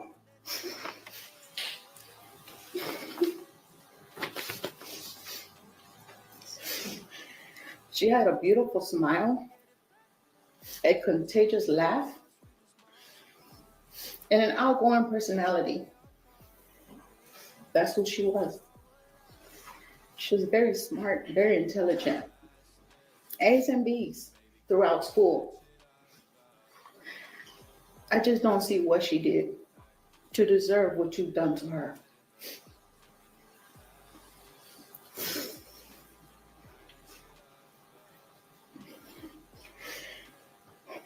She was a person that never wanted to worry anyone. In my opinion, my little sister was a warrior that lost her life too soon. Mary Cruz had dreams and aspirations, just like everyone else. We all do at some point. She was that young lady that was always helping others, participating in all kinds of events, whether it was in school or in church. She was someone to admire for a very long time, regardless of the life that she lived. She was a human being, just like you are, Mr. Thornburg. Mary Cruz has a family that loved her and will forever remember her for the loving and kind person that she was. Mary Cruz left behind her parents, Mary and Cecil Henshaw, sitting in the audience. They will never get to see her smile or get another call from her.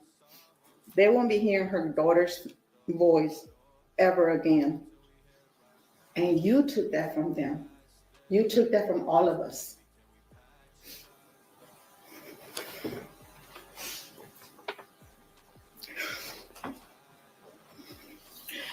So now I'm going to tell you about her son. She left the son behind. He is also sitting in the gallery. Her son won't be seeing his mother ever again. He won't be able to share his achievements, and he won't be seeing his mother on the stands cheering him on as he graduates from high school or whatever his future might be. Because you, sir, made sure that you took that from him. Her brothers. She had a special relationship with each of her brothers. She talked to Leo, sitting in the gallery as well, every night as he worked his night shift. She knew she could go to him and he would listen without judgment. She also called her brother Pedro.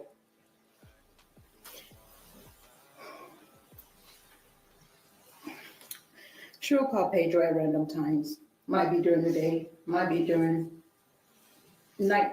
Either way, he would answer, just like I would, just like Leo would, just like her parents.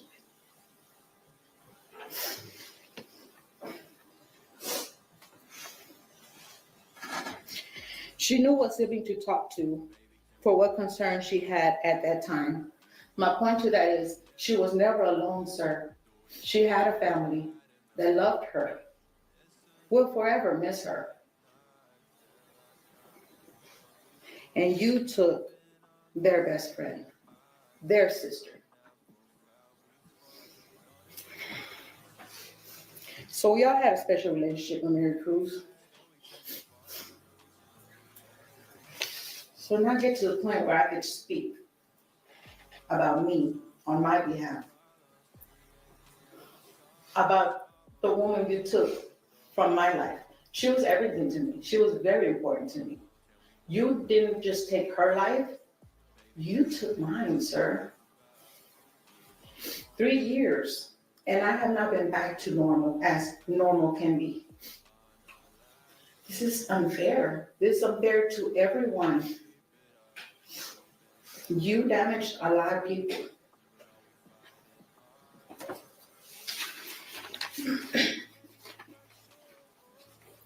My sister was everything to me. We were raised together, so our bond was always strong, and we knew that we had each other, if no one else. She knew she could always count on me. When I received a call that my sister was killed, I was devastated, and I wanted answers. I wanted to know who, why, when. And to come to no concrete answers right away was hard to accept, and added pain as the years have passed. The pain they have caused by killing my sister doesn't just go away. The pain stays in our hearts. The pain doesn't go away. The memories don't go away. You made sure her body wasn't on earth, but we still have her memories. We still love her. And she's been gone for a while, but she's still loved and missed.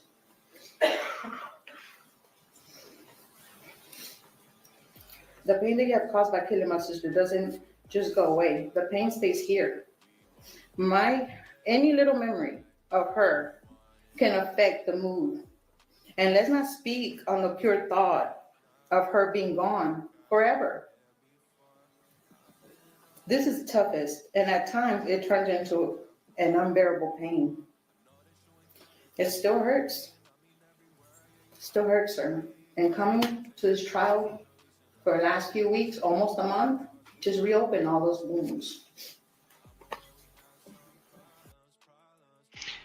I don't like to interrupt the victim impact statements too much when people are reading that because I find it disrespectful. But this is the biggest part of true crime that I have been unable to help some of the. It's hard to get other people to understand. The biggest part of true crime for me personally is the impact that it has on these victims and their families. And the reason that we try to keep it factual and try to keep people from spreading misinformation without having facts out. Because these victims had to relive every single day since 2021, the last month they have been in this trial. And instead of him taking the high road and saying that he's going to go ahead and he's going to plead guilty because he knows he confessed, he put these families through this trial again to relive every gruesome memory and make them see things that they would have never wanted to see. The pictures, the burn, the dumpster, the fact that this man ate David Luera's heart, the things that he did to them ritualistically, sexually, the way that they were abused as corpses, and the way he took her torso and did things of a sexual nature after she had already been passed, and then put them in a dumpster and burned them. And they're just reopening every wound that this family has been trying to heal since 2021. So That's why we take the victims so seriously and we try not to accuse people of things when we don't have facts.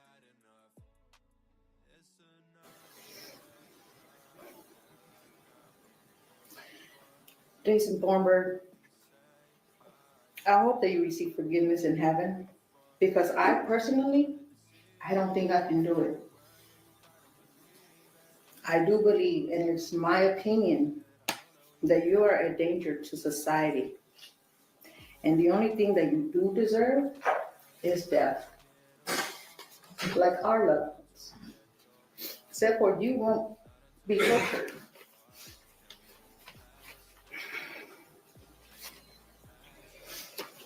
Too many people are in danger with a serial killer like you living amongst us. And that, sir, concludes my part of the message. Now I want to read to you what my mother wrote to you. My mother says to you, I want you to know that you may have taken my daughter Mary Cruz from her family as well as the other victims, but I want you to know that when they cross over to heaven, they were not punished for their deaths. However, you will answer to God for these deaths, and God will have the final say.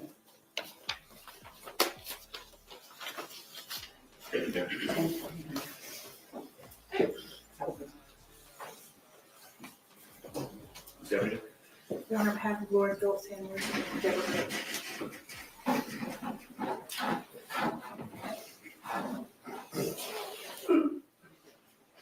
Aww. Start whenever you're ready. Okay. My name is Deborah Curry. Lauren was my niece. Lauren was my parents' first grandchild. And Kenneth and Kathy Phillips' only child. She leaves two sons, Seth, 20, and Colton, 16, who can't be here today.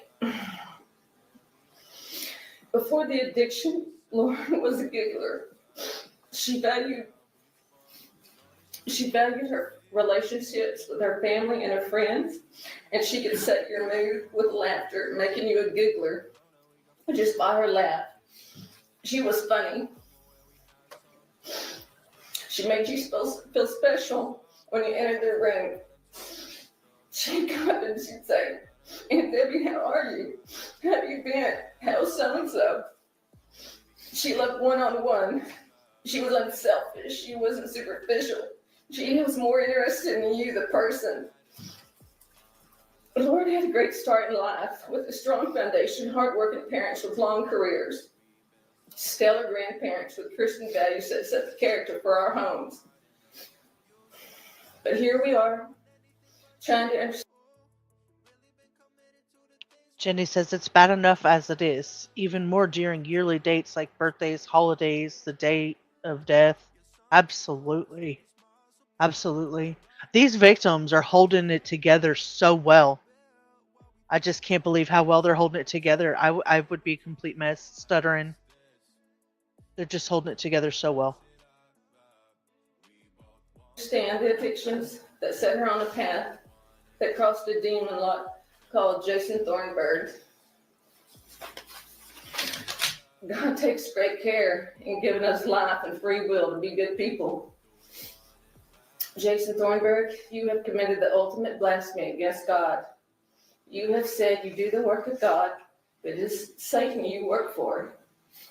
You have destroyed all of the virtues that God gave to you. And you willfully filled your soul with the work of Satan by slaughtering our beloved for the pleasure in some gruesome manner, in a cowardly way. From behind, while they lay asleep at night. Yeah, you're a coward. You can't face man on man and show your true nature. Instead, you prey on the vulnerable. Yes, you're exactly like Satan, a liar, thief, and a murdering coward. And you were not psychotic when you fled to Arizona after killing Tanya. And you were not psychotic when you lined up our beloved ones and butchered them in a hotel. You were not psychotic when you cleaned up their spilled blood on the floors and walls to hide the evidence. And you were not psychotic when you drove across town to a dumpster and set their bodies on fire to hide the evidence. And you were not psychotic when you set the house on fire to hide your murder. And society, it didn't mold you and who you are, nor did your parents or lack of. Because we all have people and loved ones probably that have had worse than you in every way, and they take the high road. So it is our duty to protect others from your evil urges while in prison, and let it not be because of us that you have time to kill again. Let's put you on the fast track to that end date. You had time enough to ask God for mercy, and that's more than you gave our Lord. Thank you. That poor girl is angry.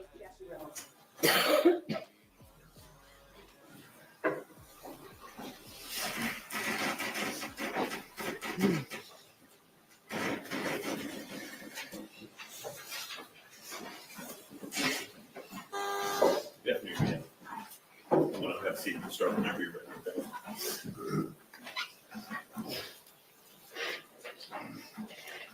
I'm Jackie Reynolds.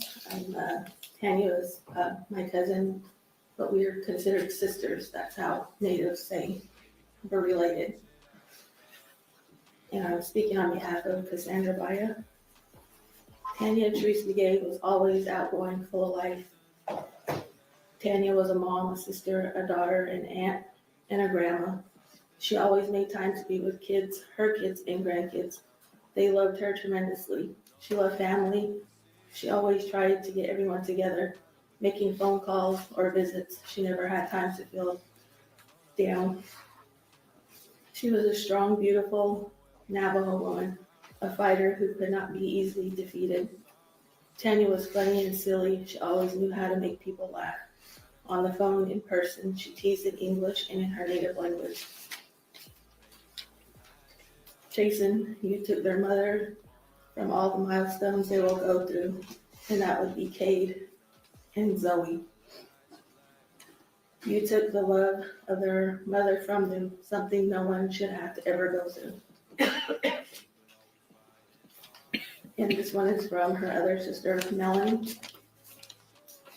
Jason, because of your unforgivable actions, the loss of Tanya has left an unbearable void that will reach through generations. She will miss proms, graduation, first jobs, marriages, great-grandchildren, and great-great-grandchildren. Our family is suffering a profound sense of grief and emptiness and struggle to navigate life without. The pain of this loss is overwhelming every day because we still don't know where she is. You took her, you stole the rest of her story, you stole her from our family.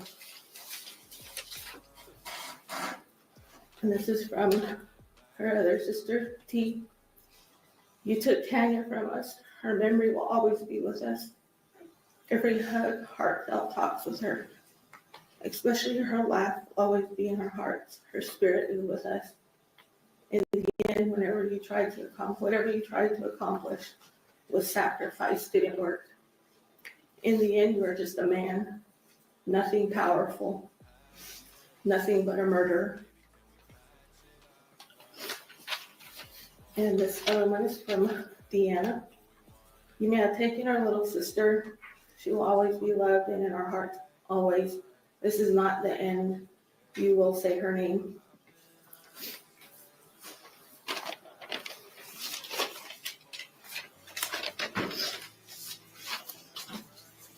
And for me, you took my little sister from us. You took her from Zayd and Chloe, Zayd and Zoe. And you show no remorse for what you did. You won't even tell us where she's at. I don't know what God you were praying to or you were doing this stuff for, but no, God does that. You gave our Navajo Nation a bad name. You lived in a traditional hogan. That's what a hogan is for. How you choose to live in there, that's on you. But a hogan is traditional to our people. And whatever you did there is on you. You may have had a bad upbringing, but other people have too. And you don't see them killing people, slaughtering them. There is poverty on the Navajo Nation. But the way you described it, you just gave the Navajo Nation a bad name. They call you Navajo in jail, they need to call you Chindi, because that's what you are.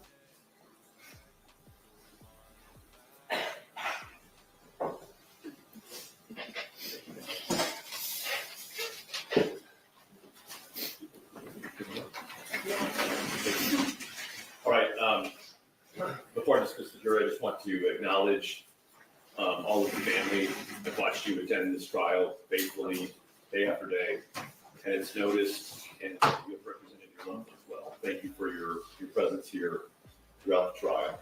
Our family that watched you. That lady that you see right here, that is Marty Cruz's mother. That's the sister. This is the mother. It's in the video that I posted. If you want to go back, her and the father actually sit and chat with the news. If you want to see that, it's in that video. You attend this trial faithfully, day after day, and it's noticed, and you have represented your loved ones well. Thank you for your presence here throughout the trial. All right, at this time, Mr. Thornburg, I remand you to the custody of the Tarrant County Sheriff. Members of the jury, your duty as jurors is complete. At the beginning of this trial, I placed you under a number of instructions. At this time, I release you from all of the instructions I've previously given you. However, I give you one final instruction. After you are discharged, you are released from your oath of secrecy.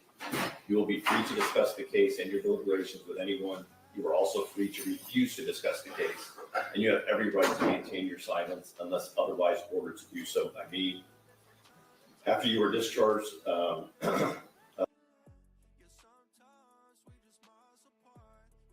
All right, so that's basically where we are on that. So in closing, basically, let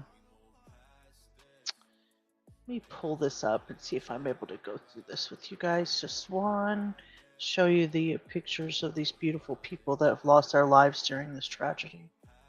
Let's see here.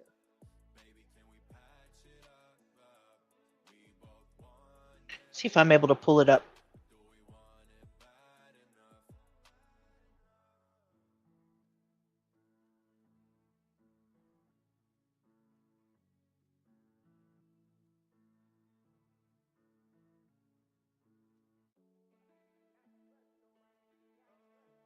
It doesn't look like it's going to let me, so I'll just have to actually show my window itself. So forgive me, I'm showing you my folder with all of my things in it from my video setup. So basically,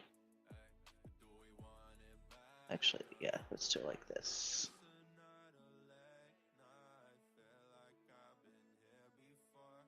Try that again. There we go. So this is him when he got arrested. This is the motel where all of the incident took place. This is the picture of Lauren Phillips and Marty Cruz Mathis. Oh, let me take that off of the screen there. This shows the Mid-City Inn where he was arrested at. And this is where the bodies were found on Bonnie Drive at that time in Fort Worth.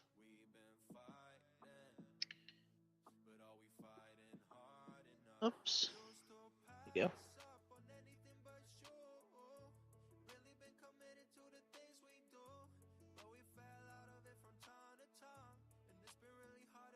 That's where the dumpster was sitting at that time.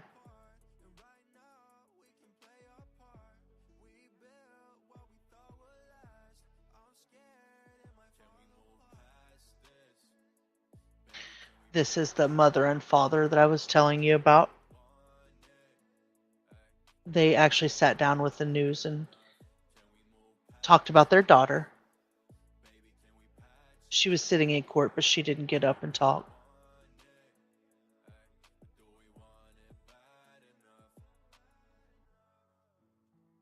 Most of the victims involved were involved with, substance abuse and living a transient lifestyle.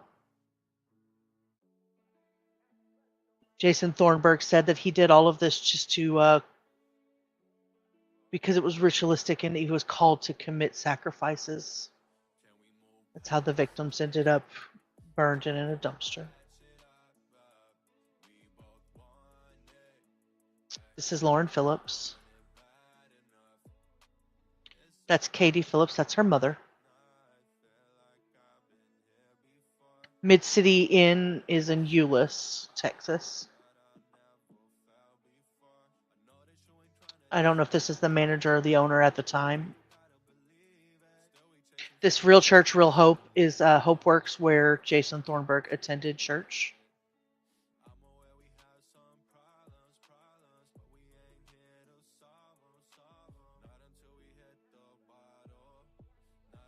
That is the area where Tanya Begay is from the Navajo Reservation. Pretty girl. And that was all of the things that had to do with his case. So basically, I'm going to close out here, but before I do, I just want to remember the victims. He was indicted for their unalivings in December 2021, and today we've finally come to a conclusion in the complex case. He was indicted for the unaliving of David Hueras, Lauren Phillips, Maricruz Mathis, Tanya Begay, and Mark Jewell. And he will be forever remembered for doing those things.